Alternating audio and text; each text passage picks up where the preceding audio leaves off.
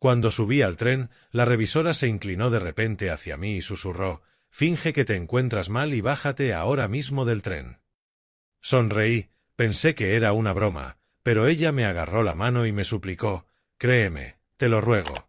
Antes de continuar, por favor suscríbete al canal y cuéntanos en los comentarios desde dónde nos escuchas». Crucé la puerta con el bol grande de ensalada y sus susurros se apagaron al instante. Hazel y Saúl estaban en la encimera de la cocina, congelados a mitad de conversación, con la misma expresión que veía en alumnos pillados copiando, culpa disfrazada rápidamente de inocencia falsa. «La cena está lista», dije dejando el bol en la mesa del comedor. Hazel sonrió demasiado forzada. «Gracias, papá, huele genial». Me siguieron hasta la mesa y se sentaron en sus sitios de siempre. Faltaban 3 días para nuestro viaje a Washington y el ambiente se sentía extraño, espeso, como la humedad antes de una tormenta. Le pasé la ensalada a Saúl y lo observé servirse sin mirarme a los ojos. Comimos en silencio durante varios minutos, el tenedor raspando el plato, el hielo chocando en los vasos. El reloj de pared marcaba el tiempo con su tic constante. Hazel no paraba de mirar a Saúl, compartiendo un mensaje mudo. Saúl se sirvió un segundo vaso de vino y luego un tercero. Sus hombros se relajaron. Se echó hacia atrás y gesticuló con el tenedor. «Bueno, pronto habrá cambios por aquí», dijo con esa seguridad tonta que da el vino. «Por fin podremos vivir como gente de verdad, no como…». Hazel lo interrumpió con una risa seca como un cristal rompiéndose. «Papá no quiere oír tu aburrida búsqueda de trabajo». Dejé el tenedor despacio. «¿Qué cambios dices?». Saúl se quedó en blanco, bebió más vino. «Nada, solo posibilidades. Oportunidades». «¿Oportunidades para qué?». Hazel estiró la mano y puso su palma húmeda sobre la mía. «Papá, te estás imaginando cosas. Solo estamos emocionados por el viaje». Saúl por fin me miró. «Sí, ya sabes, cosas de dinero. Nada de lo que debas preocuparte». Pero tras 35 años enseñando historia, sabía leer entre líneas, detectar huecos en los relatos que mis alumnos esperaban que no viera, y este relato tenía huecos tan grandes que cabía un camión. Retiré mi mano con cuidado, terminé mi cena y me excusé para ir al estudio. A la mañana siguiente me desperté antes del amanecer. Había dormido mal, a tirones. Me puse la bata y bajé las escaleras en silencio, por costumbre. La casa aún conservaba ese silencio nocturno. Estaba a mitad del pasillo cuando oí la voz de Hazel saliendo del estudio. La puerta estaba entreabierta y una luz dorada se extendía por el suelo de madera. «Solo 2 días más», dijo ella, con la voz baja y controlada. Una pausa. Y luego todo cambia para siempre. Me quedé paralizado, la taza de café suspendida a mitad de camino. Otra pausa. Estaba al teléfono. No, no sospecha nada. Todo parecerá completamente natural. El corazón me golpeaba con fuerza. Mi parte racional buscó explicaciones inocentes, pero mi parte analítica, la que llevaba décadas diseccionando conspiraciones históricas, ya estaba encajando posibilidades más oscuras. La puerta del estudio se abrió más. Hazel salió con el móvil pegado al pecho y casi chocó conmigo. «Papá», sus ojos se abrieron de par en par, «te has levantado temprano». No podía dormir. Mantener la voz estable, curiosa, no acusadora. «¿Todo bien?». Se recuperó rápido, guardó el móvil en el bolsillo. «Estaba hablando con Rebeca sobre una sorpresa que estamos preparando para el viaje». «¿Una sorpresa?». «Nada grande, algo especial». Me tocó el brazo y sonrió. «No te preocupes». Pasó junto a mí hacia la cocina, dejándome en el pasillo con el café enfriándose y los pensamientos desordenados. Durante los siguientes 2 días observé, sin ser obvio, sin confrontar, simplemente observé, como enseñaba a mis alumnos a analizar fuentes primarias, buscando patrones y anotando inconsistencias. Esa misma tarde los encontré inclinados sobre el portátil en el salón. Entré con mi libro, dispuesto a leer en mi sillón favorito.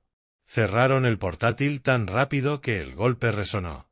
Solo mirábamos horarios de trenes, dijo Saúl. Pero ya tenemos los billetes, ¿no? Confirmando horas. Al día siguiente los hallé en la cocina revisando papeles extendidos sobre la encimera. Cuando entré, Hazel los barrió dentro de una carpeta. Cosas financieras aburridas. ¿Algo que deba saber? Solo organizando documentos, cosas del viaje. Pero su lenguaje corporal contaba otra historia. Sentados demasiado juntos, susurrando, separándose con brusquedad cuando me acercaba, papeles movidos con prisa, pantallas apagadas en cuanto me veían. Explicaciones delgadas sobre logística del viaje o asuntos domésticos irrelevantes.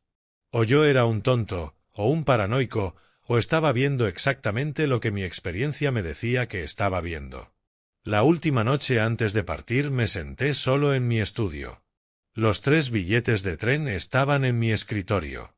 Acela Express a Washington, primera clase, salida a las 10:47.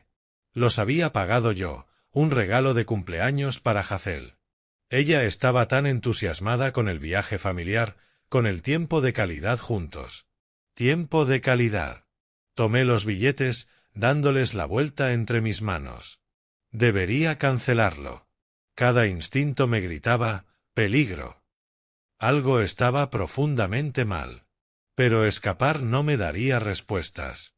Confrontarlos de golpe solo los pondría a la defensiva y hundiría lo que estuvieran planeando a un lugar donde ya no podría verlo.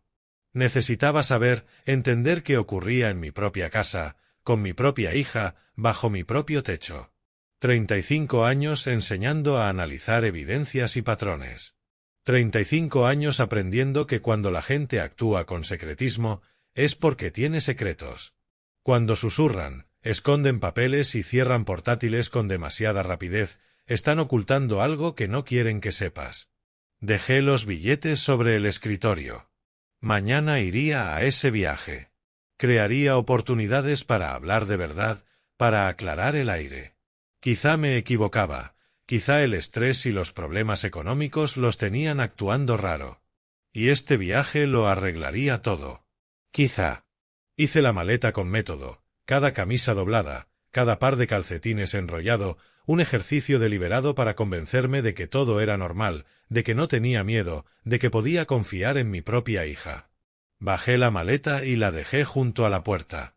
El pasillo estaba en penumbra, iluminado solo por la luz de la calle que entraba por la ventana. La casa estaba silenciosa salvo por el reloj y mi respiración. Desde arriba llegaban voces apagadas, Hazel y Saúl hablando tras su puerta cerrada.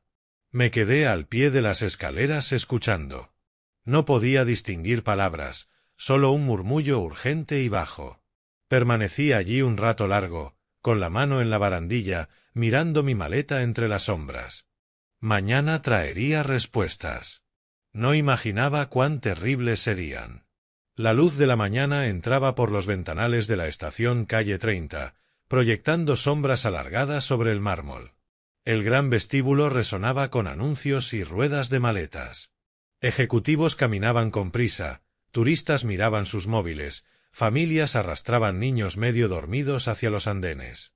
Caminé despacio con mi pequeña maleta en la mano, observando a Hazel y Saúl unos 6 metros por delante, moviéndose con propósito, casi con urgencia, mirándome de reojo para asegurarse de que lo seguía. «Papá, deberíamos darnos prisa». Hazel revisó su móvil por 4ª vez desde que entramos. «El tren embarca en 15 minutos». «Sí», dijo Saúl, la voz tensa, «no queremos perderlo». Los alcancé al pie de la escalera mecánica hacia los andenes. «Tenemos tiempo de sobra. ¿A qué viene tanta prisa?» La sonrisa de Hazel no le llegaba a los ojos. «Solo estamos emocionados». Pero su mano apretaba demasiado fuerte el móvil y la mandíbula de Saúl estaba rígida, nada que ver con alguien deseando unas vacaciones. Esa misma sensación densa de la cena 3 noches atrás volvió a apretarme el pecho. Bajamos al nivel del andén. El Acela Express esperaba junto a la vía 7, plateado y silencioso, listo para partir. Unos pocos pasajeros ya estaban subiendo. Hazel y Saúl subieron primero, billetes en mano, y desaparecieron dentro del vagón. A través de las ventanas los vi elegir asientos, acomodarse, guardar sus maletas. Se movían con una coordinación inquietante. Me acerqué a los escalones con el billete en la mano. Una revisora apareció frente a mí, una mujer de unos 50 años, con el uniforme reglamentario y una expresión seria. Se acercó demasiado, más de lo normal. «Señor», dijo en voz baja y urgente, «finja que se encuentra mal y bájese de este tren». Parpadeé. «Disculpe, creo que se confunde». Me agarró del brazo. Sus ojos estaban abiertos, asustados, pero no por ella, sino por mí. «Créame, por favor». Los escuché hablar de un accidente y de una herencia. Su vida está en peligro. El tiempo pareció ralentizarse. El ruido de la estación se volvió un murmullo distante. El corazón se me detuvo, luego arrancó de golpe. Miré más allá de ella, hacia la puerta del tren. Hazel y Saúl estaban sentados frente a frente, mirándome. No con preocupación ni con impaciencia. Con algo muy distinto. Expectativa. Todo lo de los últimos 3 días encajó en un instante. La llamada telefónica, todo cambia para siempre. No sospecha nada. Los susurros, la energía nerviosa que no era emoción, sino cálculo, el comentario de Saúl sobre vivir como gente de verdad. Mi mente de profesor, entrenada para unir evidencias en narrativas coherentes, completó el cuadro en segundos. Planeaban matarme. No en teoría, no algún día. Hoy. En ese tren. Un accidente que parecería natural, que dejaría una herencia, que resolvería sus problemas económicos. Mi propia hija. La revisora, Lillian según su placa, me miraba esperando. Pasajeros seguían subiendo. Una voz anunció la última llamada para el Acela Express. Tenía quizá 30 segundos para decidir. Llevé la mano al pecho, dejé que las rodillas cedieran un poco y me apoyé en la barandilla. ¡Ayuda! La voz de Lillian resonó por el andén. «Necesitamos asistencia médica». Pasajeros se giraron. Personal de la estación apareció. Alguien me sostuvo por detrás. Lillian sujetó mi otro brazo, su actuación impecable porque su preocupación era real. Hazel saltó de su asiento y corrió hacia la puerta. «Papá», levanté la mano débilmente. «Y de vosotros, es solo estrés, cogeré el próximo tren». «Papá, deberíamos quedarnos». Saúl apareció detrás de ella, con la mano apretándole el hombro, firme, controlador. Le dijo algo que no alcancé a oír. Su cara era indescifrable. Otro revisor, más joven, gritó, «Puertas cerrando, último aviso». Hazel dudó, dividida entre el plan y esta desviación inesperada. Saúl apretó su hombro y la atrajo hacia atrás. Las puertas se cerraron. Me quedé en el andén apoyado en Lillian y un guardia de seguridad. Por la ventana vi cómo Saúl guiaba a Hazel de vuelta a sus asientos. Ella hablaba rápido, gesticulando. Él negó con la cabeza y le respondió algo corto. El tren empezó a moverse, lento al principio, luego más rápido. Los vagones plateados pasaron uno tras otro, ventanas llenas de pasajeros leyendo, mirando el móvil, acomodándose para el viaje. El último vagón pasó, el tren se curvó hacia el túnel y desapareció. El guardia me preguntó si necesitaba una ambulancia. Le aseguré que estaba bien, solo un mareo, seguramente no había desayunado suficiente. Asintió y se fue. Me quedé solo con Lillian. «¿Está usted realmente bien, señor?» Su voz era suave y triste. Mi voz sonó vacía. «Solo necesito un minuto». «Gracias. Quizá me haya salvado la vida». Ella asintió despacio. «Llevo 20 años en esta línea. Sé distinguir entre planes de viaje y conspiraciones». «Lo siento». «¿Cómo los escuchó?» Estaban arriba, en la sala de espera. Pensaban que estaban solos. Yo estaba comprobando horarios cerca. Fueron muy específicos sobre lo que iba a pasar. Demasiado específicos. Bajó la voz. Casi no digo nada. No quería creerlo. Pero no podía dejar que subiera. No podría vivir conmigo misma si... No terminó la frase. Gracias, repetí. Me apretó el brazo con suavidad y volvió a sus tareas. Me quedé en el andén vacío, con la maleta en la mano. El rumor del tren alejándose se mezcló con los sonidos del vestíbulo. Anuncios, pasos, el murmullo de la ciudad. Mi móvil vibró, un mensaje de Hazel. Papá, ¿estás bien? Llámanos. Miré la pantalla. Mi mano estaba firme, más firme de lo esperado después de descubrir que tu hija intentó asesinarte. El shock se disipaba y debajo emergía algo más frío, analítico. Me creían vulnerable, fácil de eliminar, convencido de que no sospechaba nada. Habían calculado mal. Guardé el móvil sin responder y caminé hacia la escalera mecánica. Mis piernas estaban firmes. Mi mente, ya trabajando, ordenando opciones y trazando pasos. Primero, volver a casa sin que sepan que sé. Actuar confundido, preocupado, incluso culpable por arruinar el viaje. Mantener la fachada. Segundo, encontrar pruebas. Documentarlo todo. Habían sido descuidados estos días, confiados en su farsa. Seguirían siéndolo. Tercero, decidir qué hacer después. La fase de víctima había terminado antes de comenzar. Empezaba la fase del estratega. El taxi avanzó por las calles de Filadelfia, pasando por casas adosadas y mercados de esquina, con el tráfico de la mañana aumentando. Iba sentado detrás mirando cómo la ciudad pasaba mientras mi móvil vibraba de vez en cuando. Mensajes de Hazel. No los abrí. 20 minutos desde la estación hasta Chestnut Hill.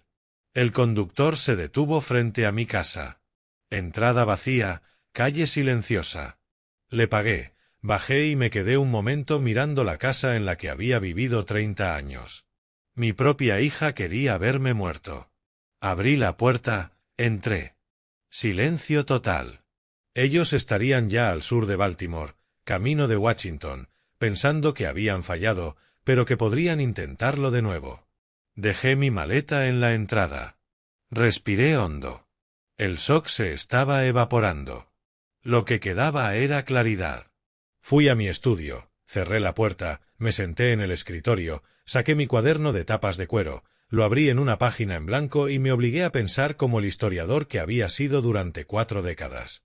Evidencias, patrones, cronología. Empecé a escribir. Hace 6 meses, Hazel empezó a hablar de problemas de dinero con frecuencia. Hace 4 meses, Saúl comenzó a hacer preguntas sobre mi testamento, mis bienes, mis planes patrimoniales. Hace 3 meses sugirieron mudarse temporalmente para ahorrar en alquiler. Hace 2 meses, Saúl trajo documentos del banco para firmar, supuestamente actualizaciones rutinarias. Me detuve. Documentos del banco. La llave del archivador estaba en el cajón. La saqué, abrí el archivador y busqué la carpeta de seguros. Allí estaba. Póliza de vida fechada hace 5 semanas. $500,000. Beneficiarios, Hazel Spencer y Saúl Gardner.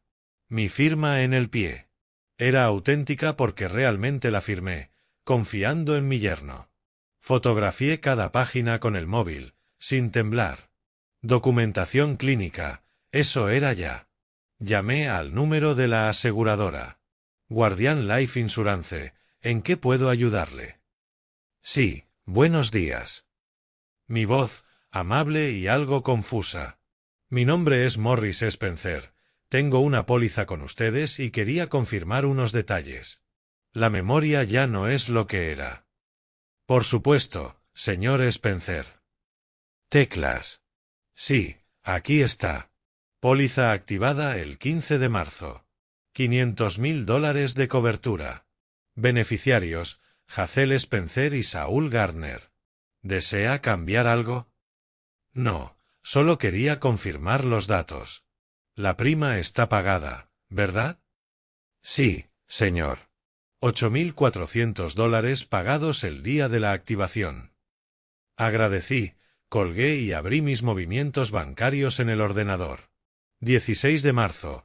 Saúl retiró $8.400 de mi cuenta.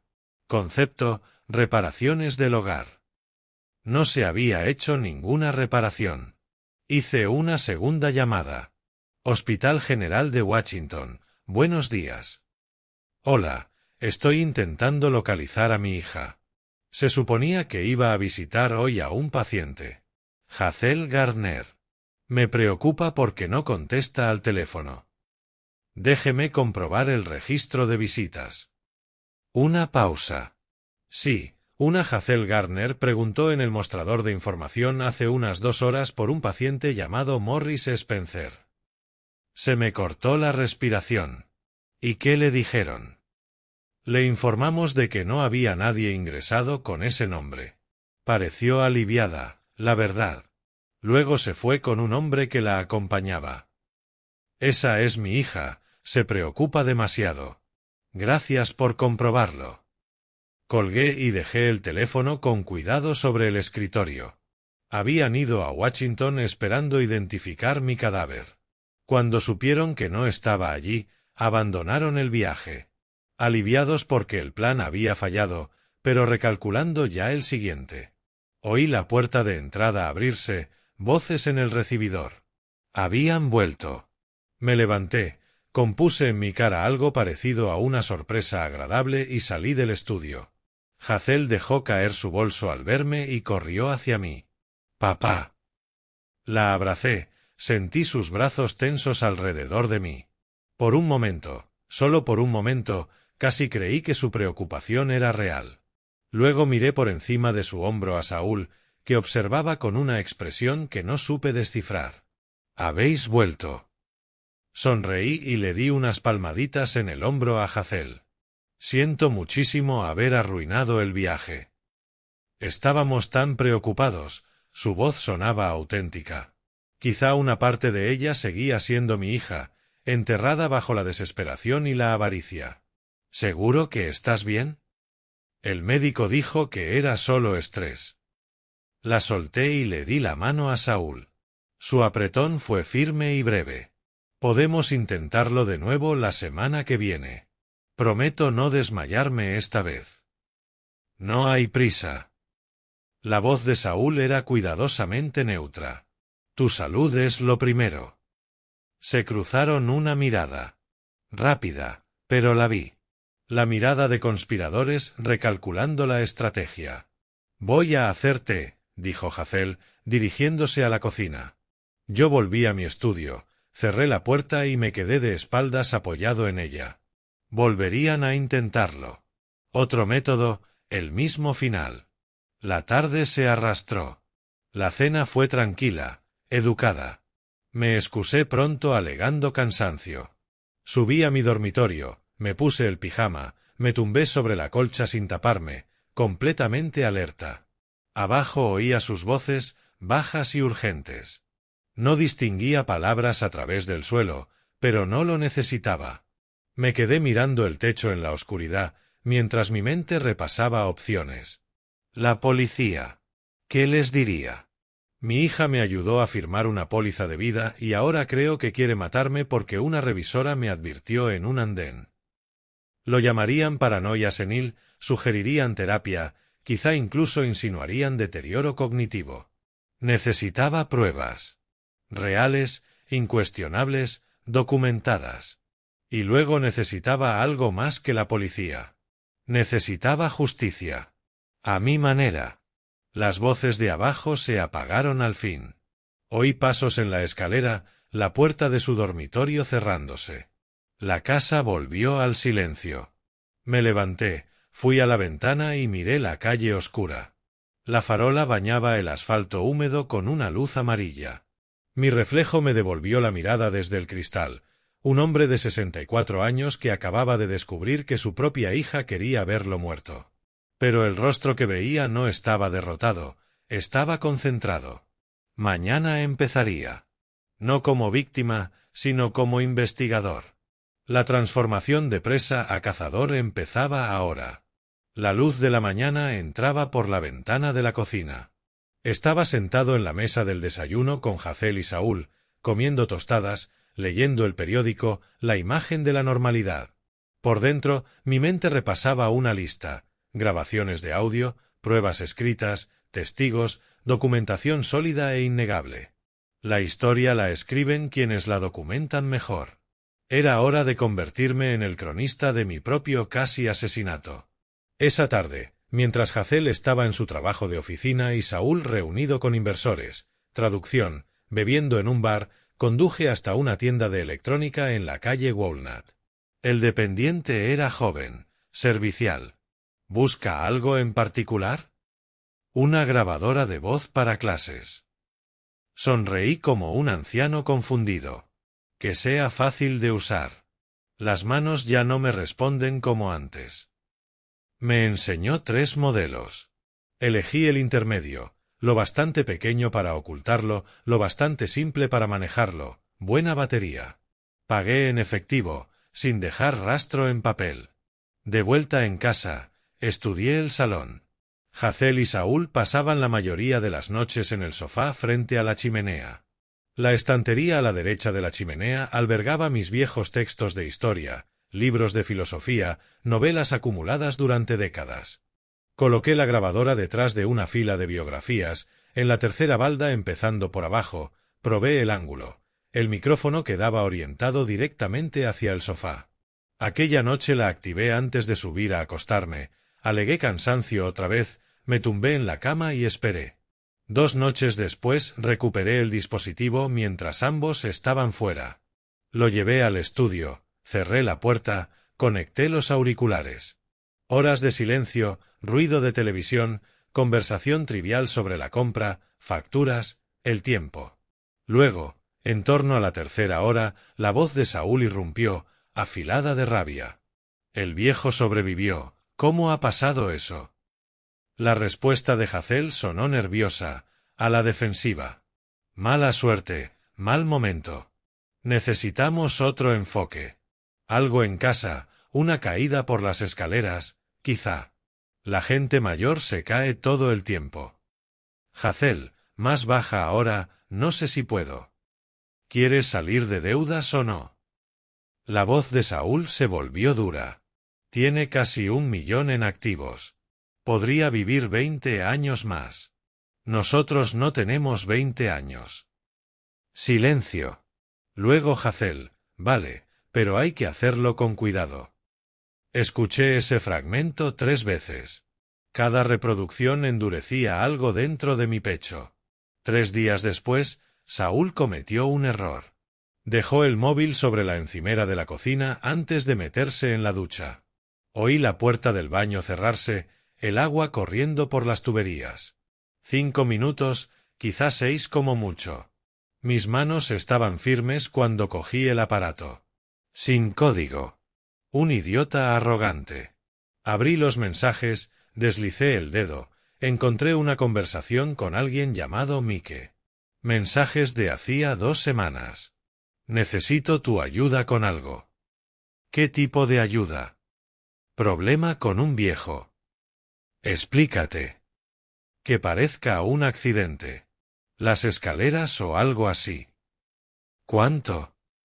La mitad de la póliza si colaboras. Fotografié cada mensaje con mi propio móvil. Volví a dejar el teléfono de Saúl exactamente donde estaba, la pantalla apagada, el mismo ángulo en la encimera. 10 minutos después, Saúl salió con el pelo mojado, cogió el móvil sin sospechar nada.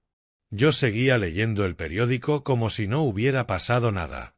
Esa tarde llamé a atención al cliente de Amtrak. Quisiera dar las gracias a una revisora que me ayudó durante una urgencia médica la semana pasada. ¿Hay alguna forma de contactar con ella? Me pasaron con su supervisor, que a su vez me puso en línea con Lillian Warner. Señor Spencer. Su voz sonaba inmediatamente preocupada. ¿Cómo está? ¿Está a salvo? Por ahora. Necesito su ayuda, señora Warner. ¿Estaría dispuesta a escribir todo lo que escuchó aquel día? Todo lo que recuerde. Para mis registros, para mi protección. Haré algo mejor. Su tono se volvió firme. Lo haré notarizar. Lo que dijeron me revolvió el estómago. Se lo enviaré esta semana. Noté un nudo en la garganta. Gracias. Puede que me haya salvado la vida. Se salvó usted escuchando. Tenga cuidado, señor Spencer. Después necesitaba verificación profesional, una prueba de motivo que aguantara el escrutinio. Consulté la base de datos de licencias del estado de Pensilvania y encontré un investigador privado con buenas reseñas y 20 años de experiencia. Llamé desde un teléfono público en una cafetería del centro. Nos vimos al día siguiente en otra cafetería, en una mesa de esquina, lejos de las ventanas. Era un hombre de unos 50 años, traje gris, una calma competente en su manera de estar. ¿Qué necesita, señor Spencer? Un informe financiero completo. 2 personas. Deslicé un sobre por la mesa. $800 en efectivo.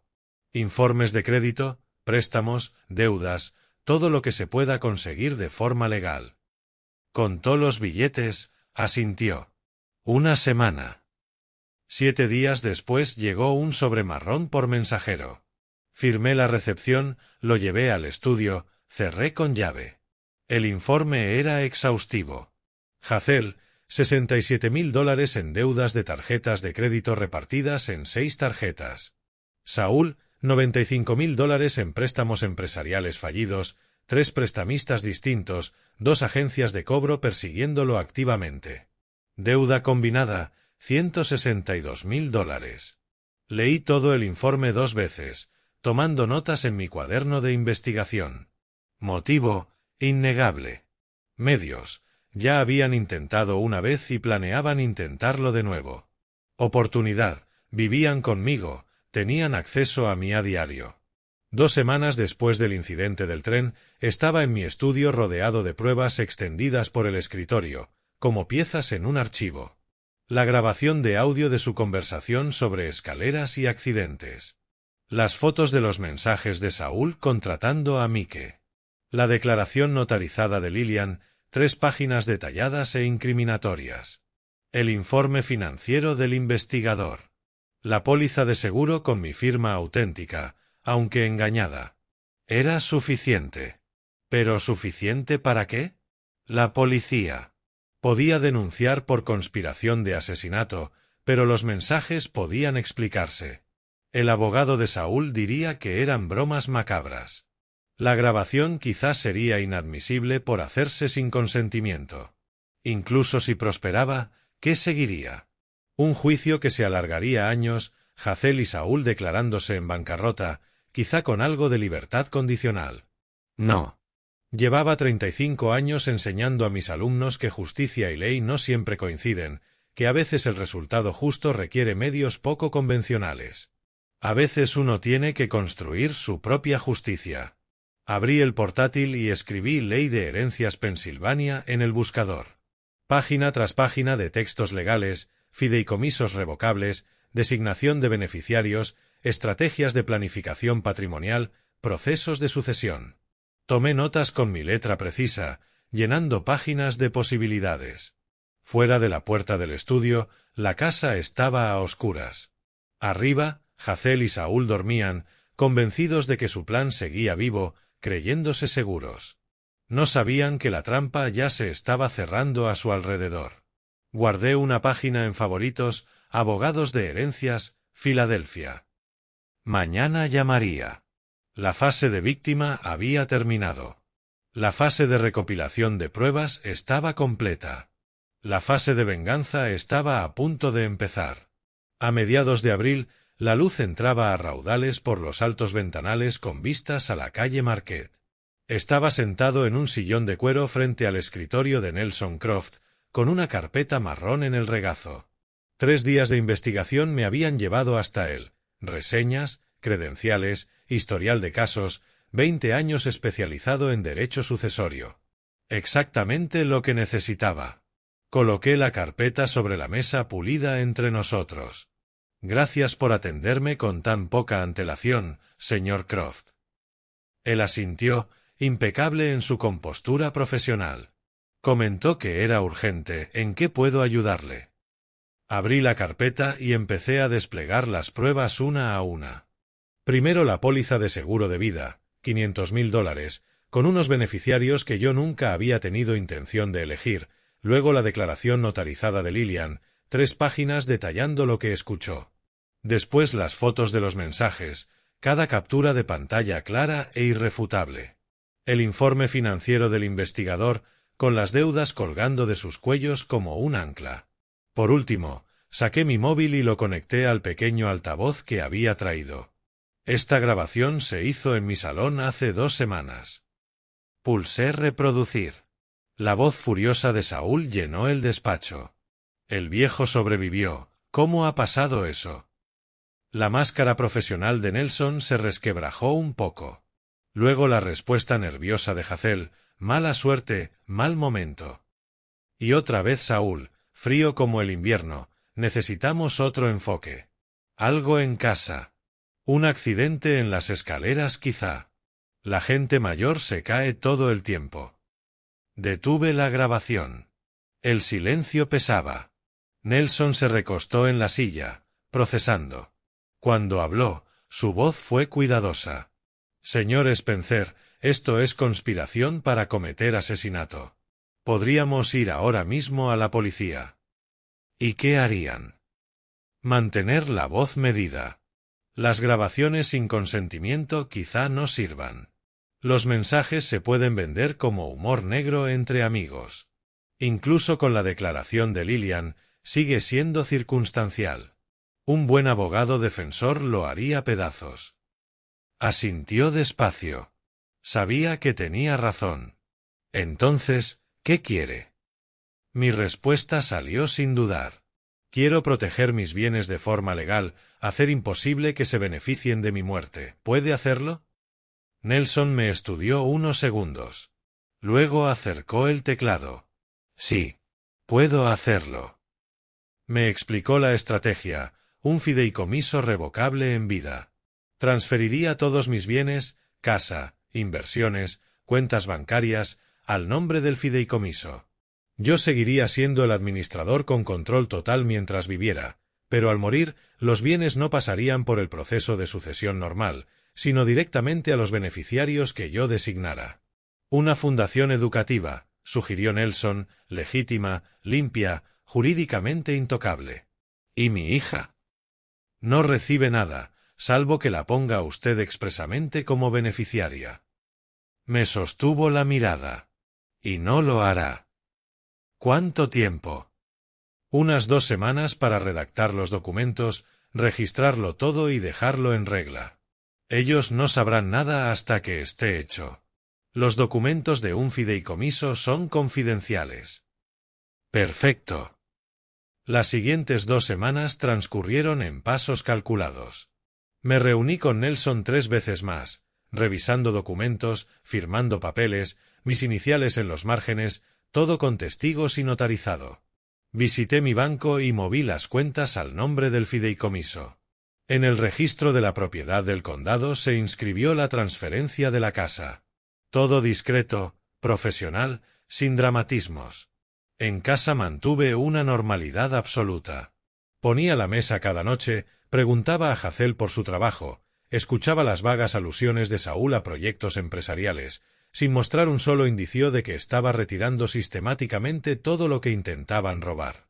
2 semanas después de aquella primera reunión, Nelson me llamó. Está hecho, registrado y con plena validez legal.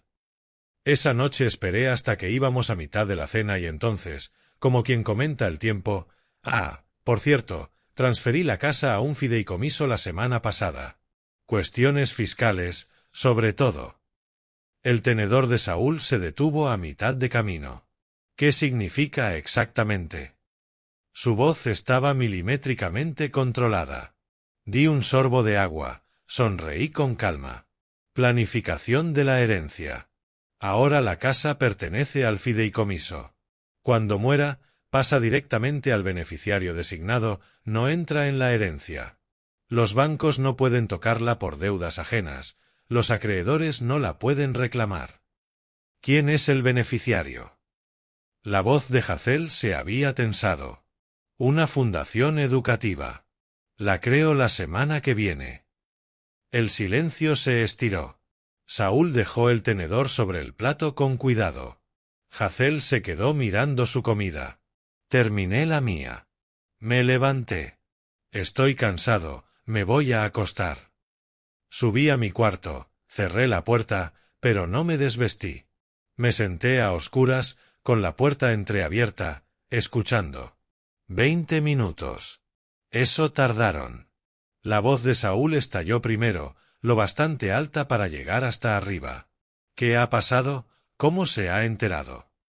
La respuesta de Hazel llegó cargada de pánico. No lo sé. Alguien tuvo que advertirle. La póliza no sirve de nada si no podemos tocar la casa. Ahí está el dinero de verdad. Nos acaba de excluir por completo. Sus voces siguieron, acusaciones cruzadas, reproches, cálculos desesperados sobre planes arruinados. Yo me senté en la oscuridad y me permití una leve sonrisa. Primera sangre. Estaban heridos, confundidos, a la defensiva. El cazador empezaba a ser cazado. Saqué el móvil y le escribí a Nelson: necesito hablar de los siguientes pasos. ¿Está libre mañana? Su respuesta llegó en minutos, 10 de la mañana, en mi despacho. Dejé el teléfono a un lado y, por fin, me permití respirar hondo. La partida había empezado de verdad. 3 días después de la revelación en la cena, la casa se había convertido en un campo de batalla helado. Hazel y Saúl me hablaban con frases cortas y formales, sin rastro ya de afecto. Me movía por mi propia casa como un hombre en territorio enemigo, que, pensé con ironía, era exactamente lo que era. Una mañana de principios de mayo bajé a por café y vi que las escaleras estaban mojadas, el agua brillando sobre la madera. No había cubo ni fregona. Saúl salió de la cocina y me vio mirando. Ah, he fregado antes. Debí usar demasiada agua. Nuestros ojos se encontraron. Asentí despacio, me aferré con fuerza a la barandilla y bajé con cuidado. Primer intento, burdo y desesperado. Durante las 2 semanas siguientes, las escaleras estuvieron mojadas otras 3 veces. Empecé a usar solo la escalera trasera. Luego Hazel empezó con las vitaminas, unos suplementos especiales que decía que había comprado para mi salud y el estrés. Los ponía junto a mi plato cada mañana y no apartaba la vista hasta que me las tomaba. Te harán sentir mejor, papá. Has estado muy tenso últimamente. Me las tragaba obediente, le daba las gracias. Pero algo no cuadraba, la electricidad nerviosa en sus ojos, su insistencia. Cuando no miraba, las escondía en la mano, fui guardando una semana entera en una bolsita de plástico en el cajón del escritorio. Encontré un laboratorio médico privado al otro lado de la ciudad. Pagué $200 en efectivo, dejé un número de teléfono sin nombre.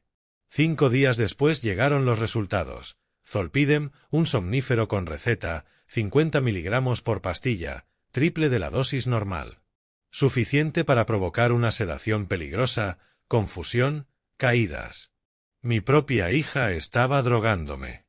Conduje hasta el despacho de Nelson con el informe del laboratorio y la bolsa de vitaminas adulteradas.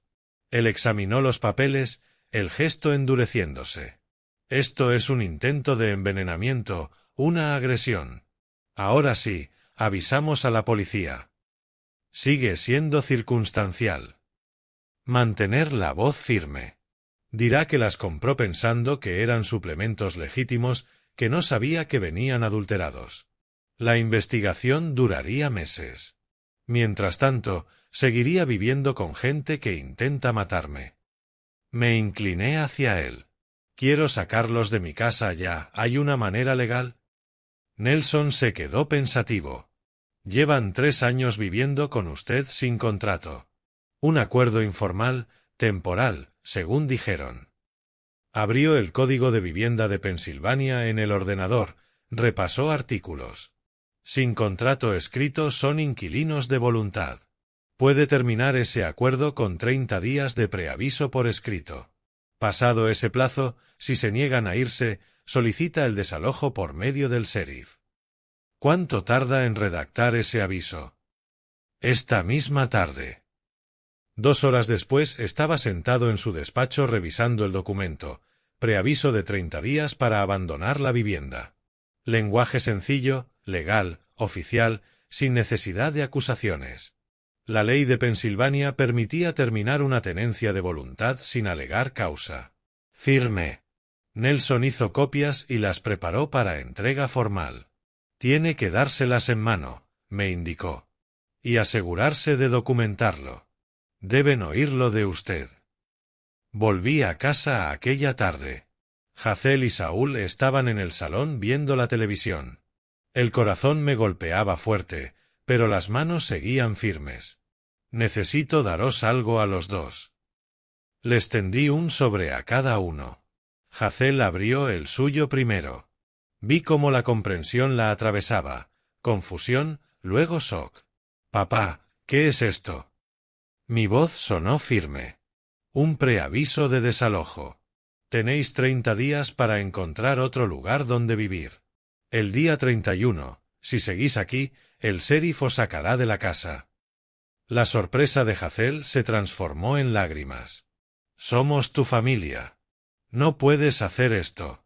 No tenemos a dónde ir. Intentó tocarme. Retrocedí. La familia no envenena a la familia. Saqué el informe del laboratorio y lo lancé sobre la mesa de centro. Mandé a analizar tus vitaminas. 50 miligramos de somnífero en cada pastilla. Suficiente para que me caiga, para que tenga un accidente, justo como quería Saúl. La cara de Saúl se puso primero blanca, luego roja. Es absurdo. Estás paranoico. Lancé al mismo sitio las copias de los mensajes. Plan B, que parezca una caída. Tus palabras a Mike. No me insultes mintiendo. El silencio fue absoluto. Hazel miraba las pruebas. La mandíbula de Saúl se movía, pero no salían palabras. 30 días, repetí. Haced las maletas. Si el día 31 seguís aquí, iréis detenidos por allanamiento. Me di la vuelta, fui a mi estudio y cerré con llave. A través de la madera oía los sollozos de Hazel arreciar, la voz de Saúl subir de tono, furiosa y confusa. Me senté al escritorio con las manos por fin temblando, ahora que la confrontación había terminado. Había cruzado la línea, había hecho mi jugada a la vista. Ahora sabían que tenía pruebas. Sabían que había blindado mis bienes. Sabían que habían perdido. Pero los animales acorralados son los más peligrosos. Saqué el móvil y le escribí a Nelson. Hecho. Ya lo saben. Próximos pasos. Su respuesta llegó rápido. Tenga cuidado los próximos 30 días. Documente todo.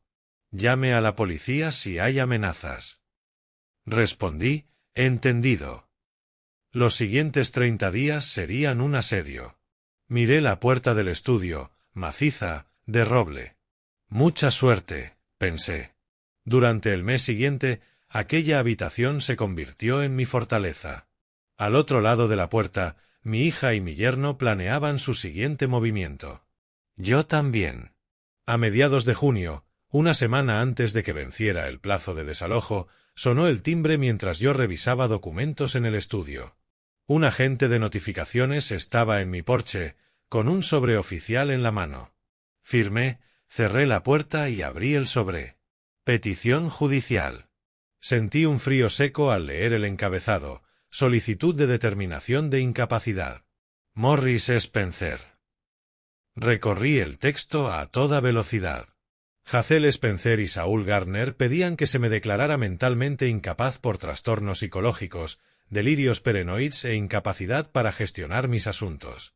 Si lo conseguían, se convertirían en mis tutores legales. Control sobre mis bienes, control sobre mi vida. En la petición se afirmaba que había mostrado conductas erráticas, acusaciones sin fundamento contra la familia y decisiones irracionales. Figuraban 3 testigos, todos amigos de Saúl, nombres que no conocía.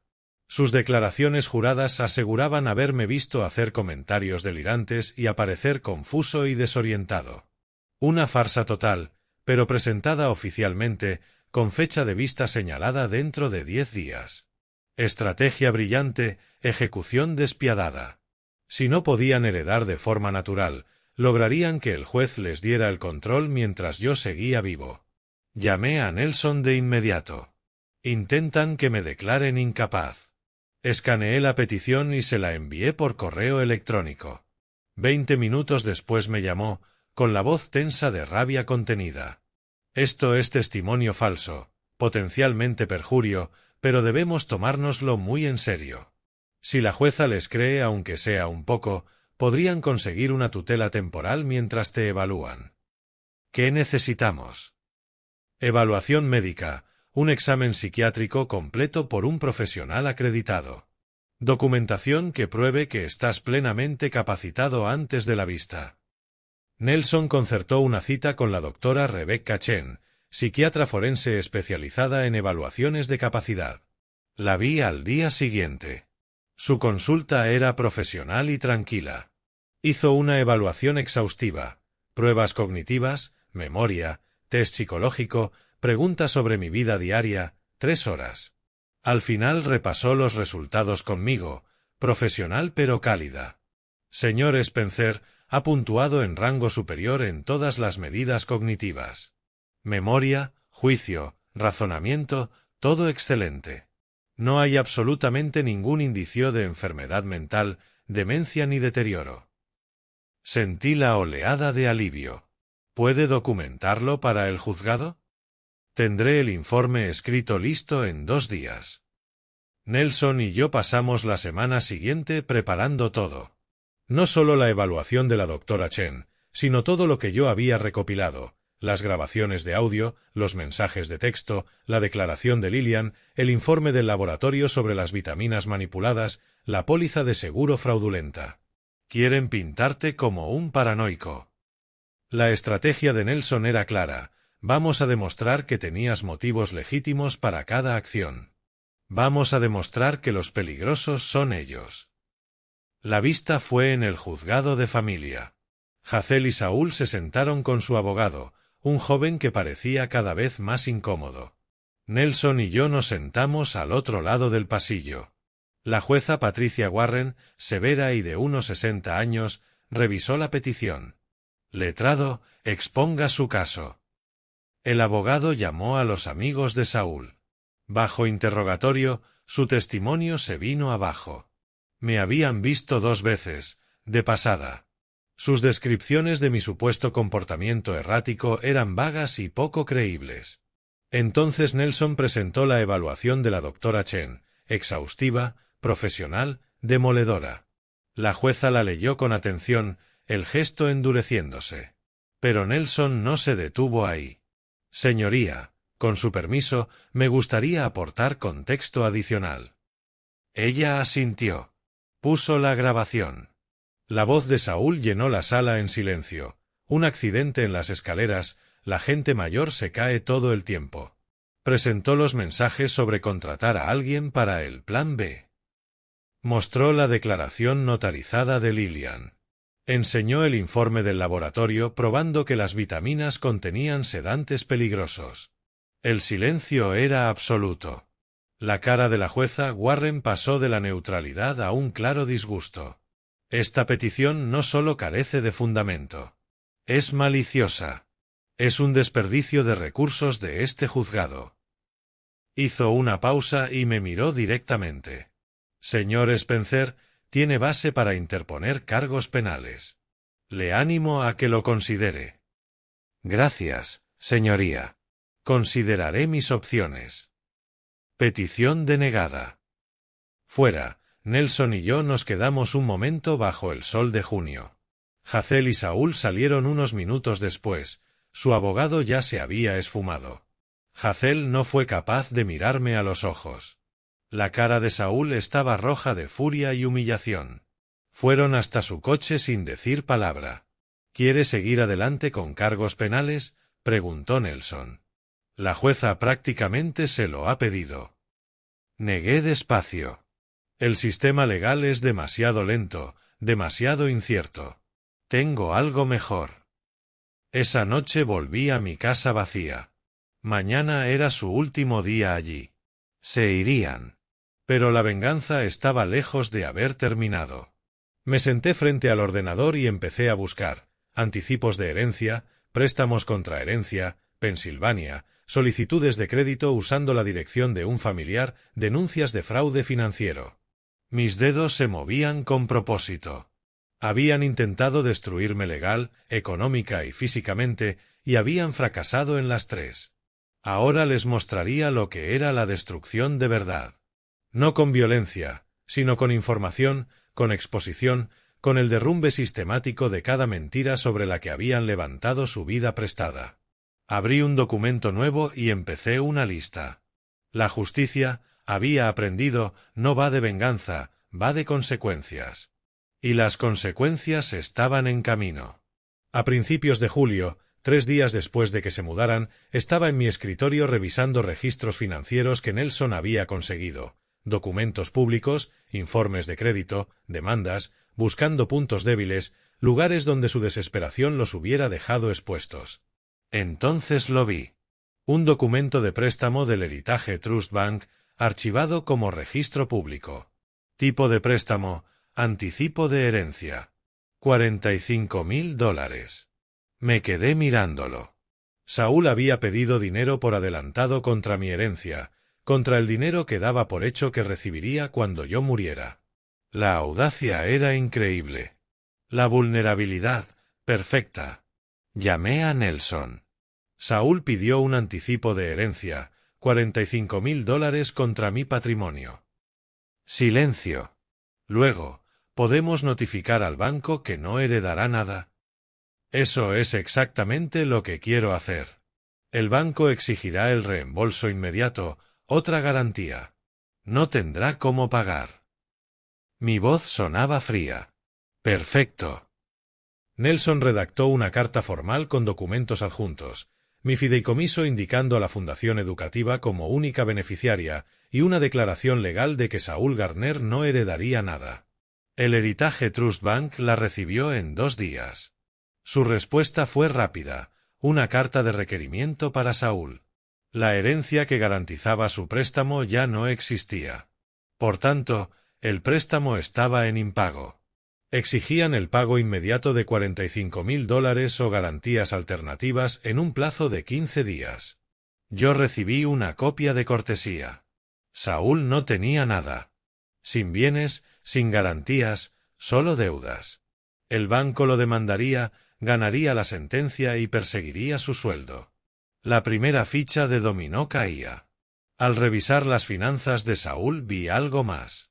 El informe de crédito de Hazel mostraba varias tarjetas emitidas en los últimos 2 años, todas con mi dirección de Chestnut Hill como domicilio. Límites altos, $15,000, $12,000, $18,000.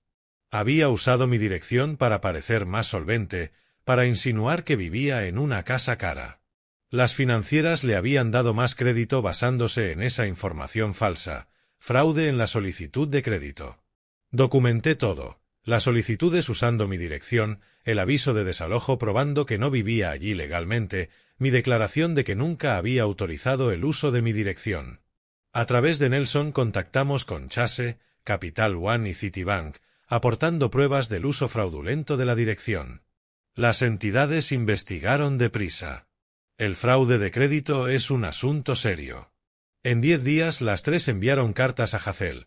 Le reducían los límites para reflejar su situación real, debido a la información falsa, aceleraban los plazos de pago. Debía pagar en 30 días un total de $28,000 para no entrar en impago.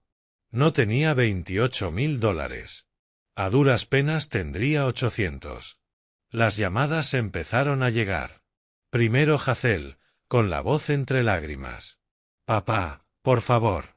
El banco está demandando a Saúl. Mis tarjetas exigen dinero que no tenemos. Nos estamos ahogando. Por favor. Lo siento. Lo sentimos. Solo ayúdanos. No contesté. Dejé que saltara el buzón de voz. Luego la voz de Saúl, más dura.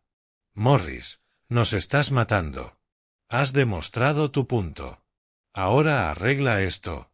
Para a los bancos. Borré el mensaje. Durante la semana siguiente siguieron llamando. Súplicas, rabia, manipulación desesperada. Ignoré todas. Intentaron matarme, intentaron robar el trabajo de toda mi vida. Ahora estaban probando las consecuencias. No sentía ninguna compasión. A última hora de una tarde de julio empezaron a aporrear mi puerta principal. Golpes fuertes, agresivos. Miré por la ventana. Saúl, claramente borracho, rojo y tambaleándose. Morris, abre. Vas a arreglar esto. No abrí. Llamé al 911. Hay un hombre borracho amenazándome en la puerta.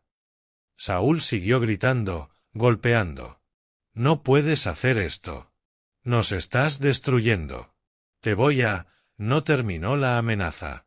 La policía llegó en 8 minutos. Les enseñé la documentación, el desalojo, la vista, los mensajes amenazantes. Los agentes se lo llevaron, vociferante y agresivo. Debería pedir una orden de alejamiento, sugirió uno. Mañana la solicito. Al día siguiente, Nelson y yo fuimos al juzgado a pedir una orden de protección urgente. Presenté pruebas, la visita nocturna, las amenazas, los mensajes de voz, el historial de intentos de daño. El juez concedió de inmediato una orden temporal.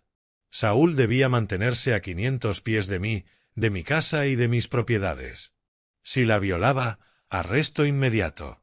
Esa misma tarde se le notificó. Volví a casa sintiéndome por fin seguro. La casa era mía otra vez. Mis bienes estaban protegidos y mis enemigos se destruían solos bajo el peso de sus propias mentiras y deudas. Aquella noche me preparé la cena en la casa silenciosa. El silencio sonaba distinto ahora, no vacío, sino en paz.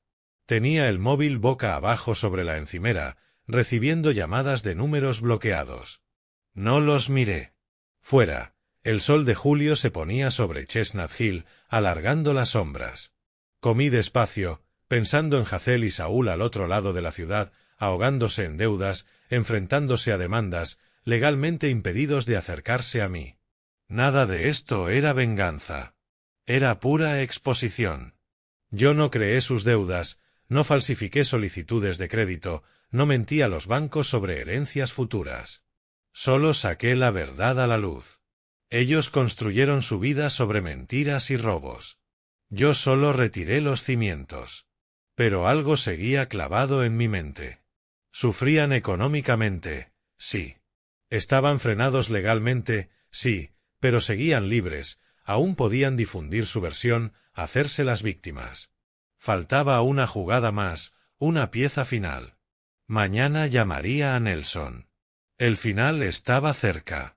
A principios de agosto, 2 semanas después de la orden de alejamiento, recibí un correo electrónico con el asunto, solicitud de entrevista, historia de conflicto familiar. Lo abrí.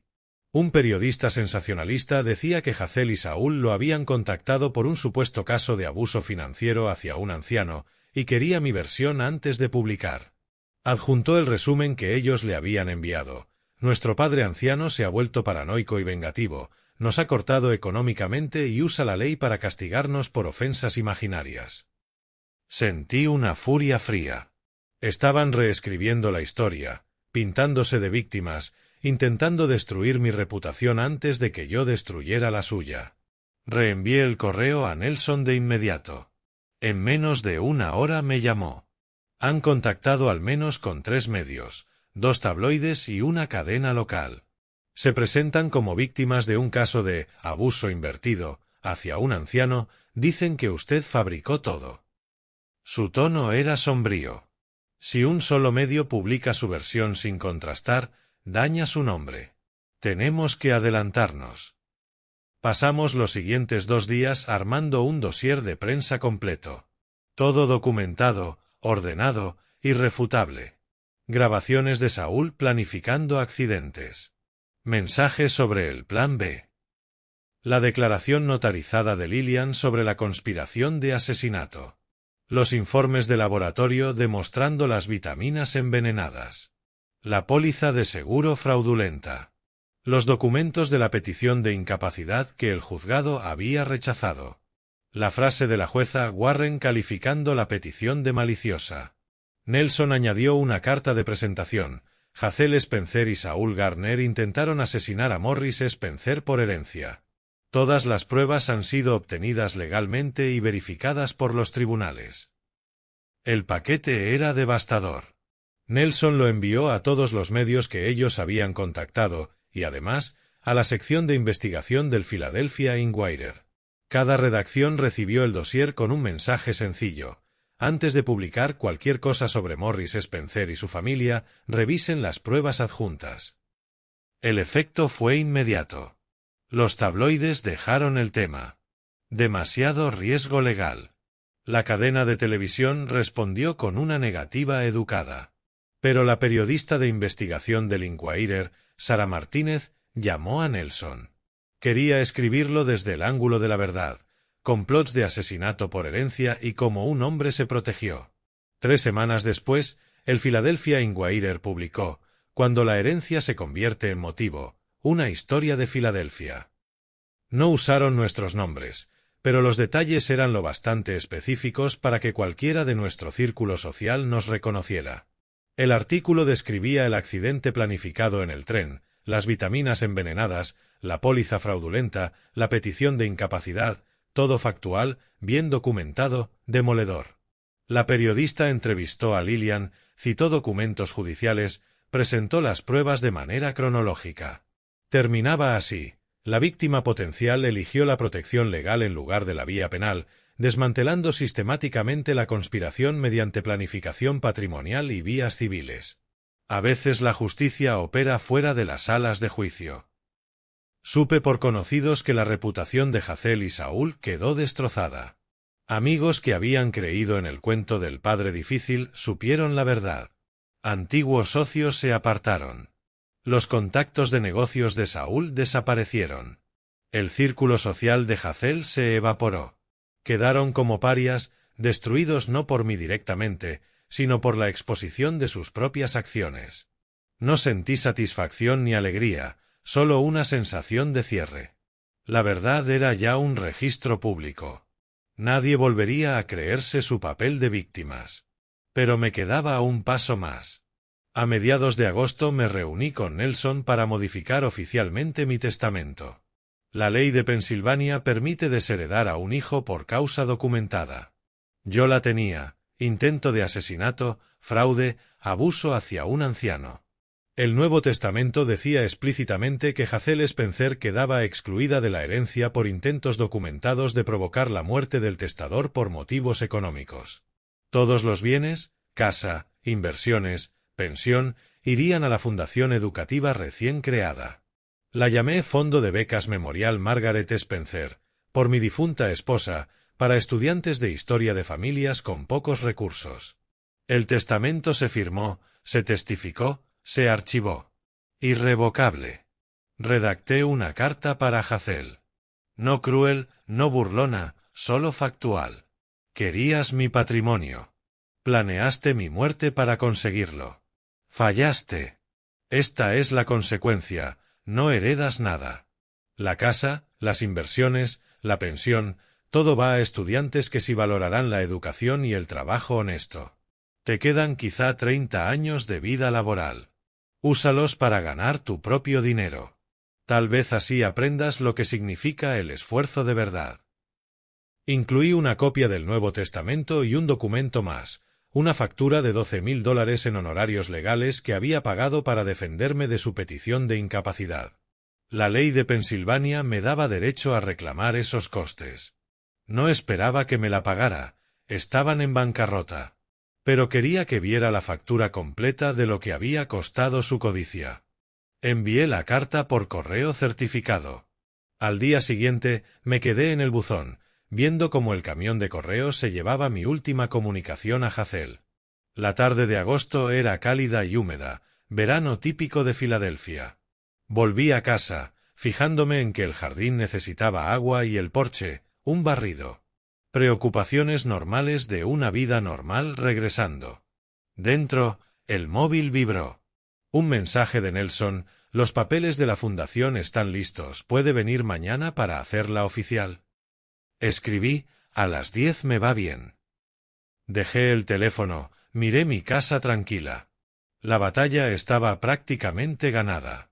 Hazel y Saúl estaban en bancarrota, sin empleo en sus campos, aislados socialmente, legalmente vetados de acercarse a mí y desheredados para siempre. Mis bienes estaban protegidos, mi reputación limpia, mi versión de la historia documentada en público. Solo faltaba una pieza: construir algo positivo a partir de los escombros. Mañana pondría en marcha el fondo de becas, no como venganza ni victoria, sino como el verdadero fin que debía tener mi dinero. Educación, oportunidades, futuro.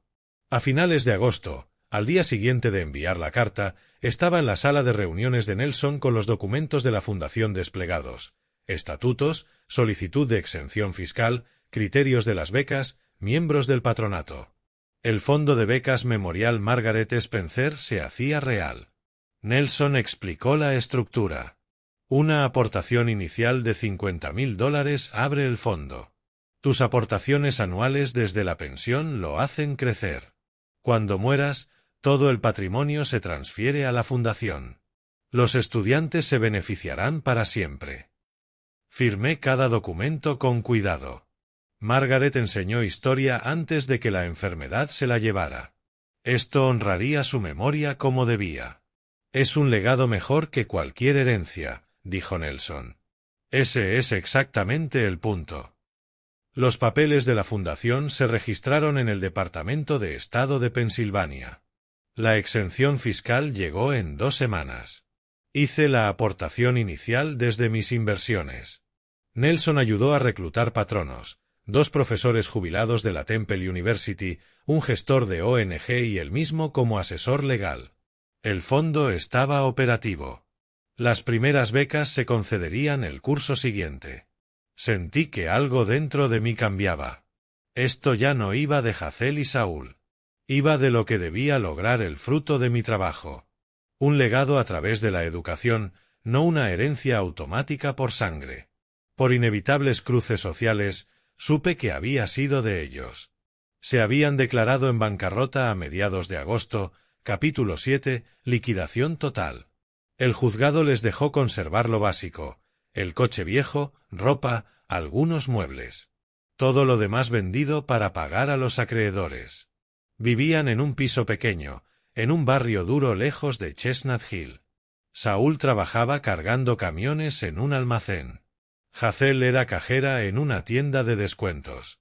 Sus deudas reestructuradas en un plan de pagos de 7 años.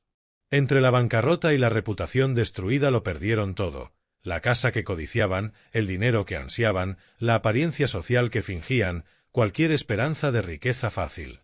No sentí triunfo, solo la certeza de que las consecuencias habían llegado.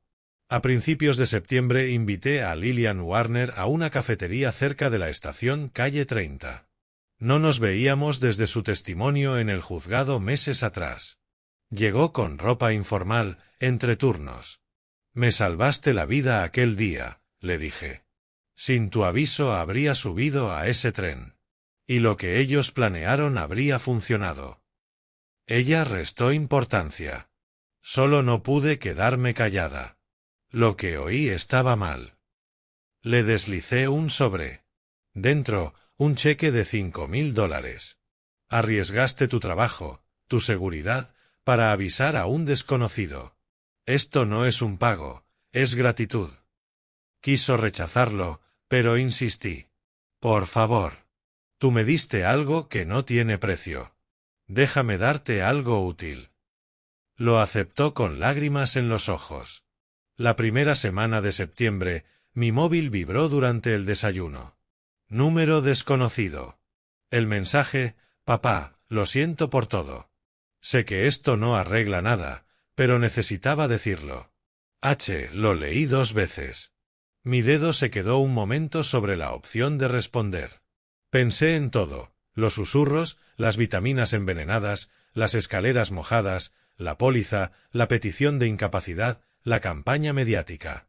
Pensé en la hija que había criado, en la mujer en la que se convirtió, en las decisiones que tomó. Dejé el móvil sin responder. Puede que la disculpa fuera sincera. Probablemente lo era. La desesperación suele parir sinceridad. Pero las disculpas después de que llegan las consecuencias no son disculpas de verdad. Son arrepentimiento por haber sido descubiertos. Pena por los resultados, no un cambio profundo de carácter. Si hubiese estado arrepentida cuando lo planeaba, no habría actuado.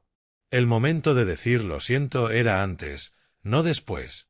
Caminé por Chestnut Hill en una mañana clara de septiembre. El barrio en el que llevaba 30 años viviendo se veía distinto, más luminoso. Los vecinos saludaban. Los comerciantes me daban los buenos días. Algunos habrían leído el artículo del Inquirer y unido los puntos, pero lo que vi en sus ojos no era lástima, sino respeto. Me había protegido, había contraatacado por la vía legal, correcta, y había ganado. El móvil seguía en mi bolsillo. El mensaje de Hazel, sin contestar. Quizá con los años entendería por qué. Quizá no. Ya no era asunto mío. De vuelta en casa, me hice un café y me senté en el porche. El aire de septiembre era fresco, el otoño asomando.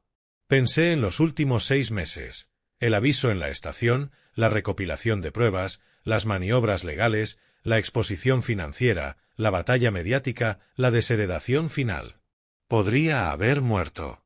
En lugar de eso, construí algo.